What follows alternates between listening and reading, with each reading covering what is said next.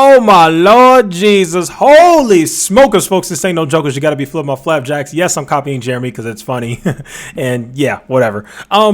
We need to talk about the latest news that just happened, that just came out regarding Coinbase and the insider trading scandal. So let's go ahead and talk about it. Before we get into that, let me just explain myself. So I got all these new subscribers. You guys probably saw it. My original subscriber count is 3,923. I have that written down. I don't know where all these new subscribers came from. No, I did not buy my followers or bots or anything like that. I have no interest in doing that. I have been committed to growing this channel organically since I first started it, and so far I've done a good job of that. I don't know what's going on with the bot issue, but I've reached out to YouTube. They're being very slow because YouTube clearly doesn't care about small creators, but whatever. They're being very slow, but at least they're somewhat responding and answering. So we'll see what happens with that. Hopefully YouTube can get that fixed. All right, let's get right back into the news. Holy freaking moly, folks. So the news just came out that the SEC has charged former Coinbase manager and two others, his family members, with asset insider trading. Now let's actually go ahead and let's actually take a look and read this, right? So here we go right here.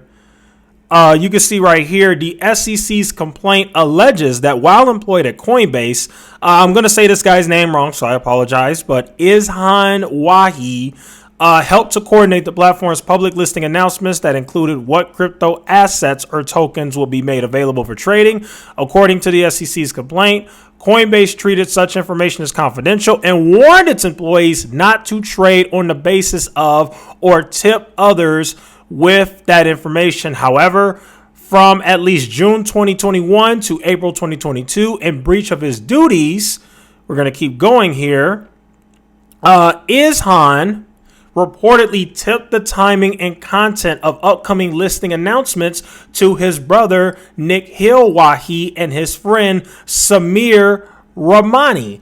Ahead of those announcements, which usually resulted in an increase in asset prices, Nikhil and Ramani allegedly purchased at least 25 crypto assets, at least 9 of which were securities, and then typically sold them shortly after the announcements for a profit. The long-running insider trading scheme generated illicit profits totaling more than $1.1 million. $1.1 million. Holy freaking moly. All right, guys, switching off from the SEC's official website, the Department of Justice's official website actually has more detailed information. So we're actually going to read the full press release from the Department of Justice. So we're reading, it says right here, on May 11, 2022, Coinbase's director of security operations emailed Izhan Wahi, that's the guy who's being charged, to inform him that he should appear for an in-person meeting relating to Coinbase's asset listing process at Coinbase's Seattle, Washington office on Monday, May 16, 2022.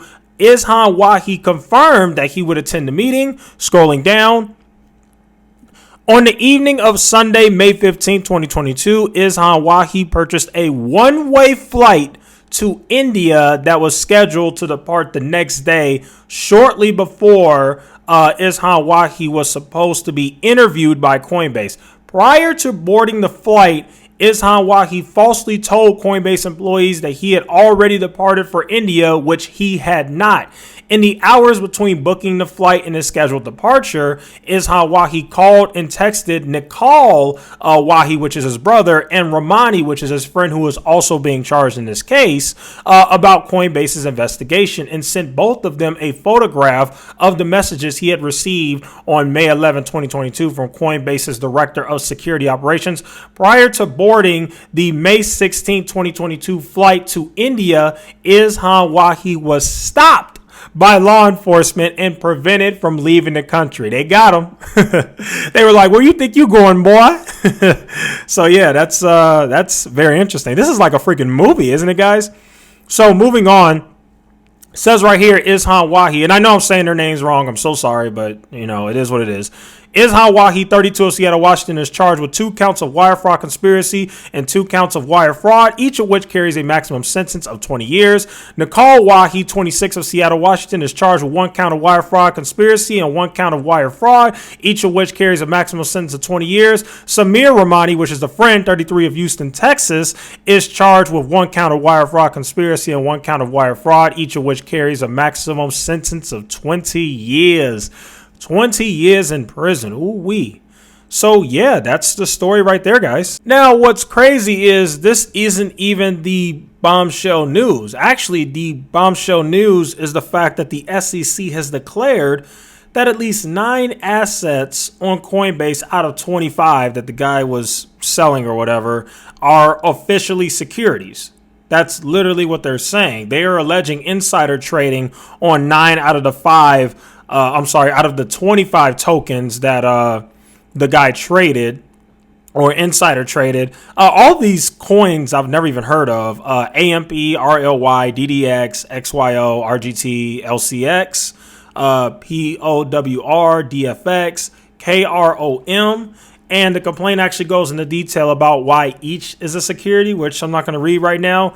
But when you look at, but I did skim some of the complaints, right? I obviously read what the SEC is essentially saying. I didn't read the entire thing, but I read enough. And the complaint is basically implying that the SEC is largely keeping up with the view that the majority of cryptocurrencies are securities. Now, remember, guys, for the most part, the SEC, at least from what they've said, we really don't know. There's no official ruling here, but just all based on what they said, it does appear that the SEC considers most cryptocurrencies to be securities. However, we did have a former SEC chair who said that he does not consider Bitcoin to be a security. So as of right now, it looks like the SEC does not see Bitcoin as a security, but most of the other cryptos they do see as a security, which is very interesting. Now, Coinbase actually responded to the SEC filing with a blog post of their own. Coinbase actually made a blog post, and they said that the laws in the U.S. are not keeping up with the digital world and need fixing.